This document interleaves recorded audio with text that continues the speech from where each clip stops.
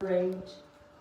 How often in mining they meet their sad fate, killed by some accident no one can tell. Mining's all over, poor miner far away. Only a miner killed underground, only a miner, one more is gone. And my father, he got blinded in the mines when the roof fell in on him. My father mined coal 6 days a week, and he is a Baptist ministry, preached one sermon on Saturday and 2 on Sunday.